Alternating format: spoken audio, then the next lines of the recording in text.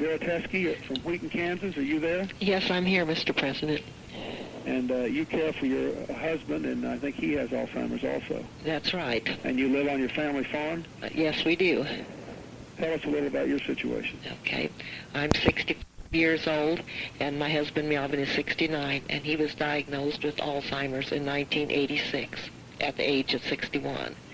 He requires 24-hour-a-day attention for the last 5 years. And if I had not been able to stay home with him, he would have had to be in a care home during that time. Melvin can do nothing for himself without supervision. He will eat anything and everything, so I must watch him carefully to see what he puts in his mouth. His sleeping habits are erratic, and he sometimes wanders the house at night. He is incontinent, although medication helps. It is becoming very difficult to take him anywhere with me, so when I need to go somewhere, someone needs to stay with him. It must be a family member, because we feel that we cannot ask our friends to take the risk of violence that is always present. He went through a stage where he was fairly content, but now is becoming more difficult. His medication is at the highest possible dosage in order to prevent him from being violent. The doctor has warned us that we can't increase it anymore and still keep him at home. What is needed here is help available who would be skilled caring for those who are incapable of caring for themselves and who have an illness that causes them to be violent. This help would have to realize the liability they are taking, be skilled in handling a potentially dangerous situation, and be able to come to the home as this agitates the patient less. It would have to be affordable. With any long-term illness, the expenses are so high that the caregiver feels she cannot afford to pay someone to stay with the patient, so consequently she never gets out of the house. I cannot emphasize enough how serious and detrimental this is to the caregiver. Too often a caregiver becomes a patient herself because she has had too big a burden with no relief. The long-term health care in your health care plan must help with this kind of need. With people living longer and Alzheimer's and related illnesses becoming more prevalent, there will be more and more people with similar needs, and these needs must be addressed. Boy, I appreciate your statement. I don't think I can add much to it except to point out that it's an even bigger issue for people like you, a farm family in a rural area.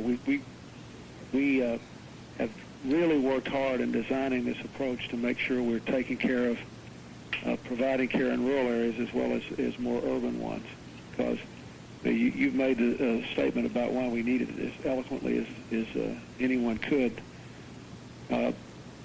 I think I'd just like to emphasize one more time, at a time in America when we're so worried about our young people, and we say we've got to rebuild the American family and strengthen the American family, you've got all these dedicated family members who are out there who could have walked away from their family members and didn't.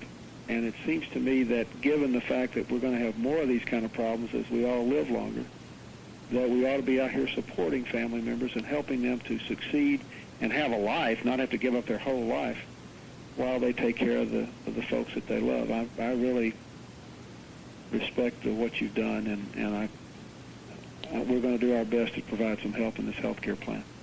And I appreciate my family members. They help a lot.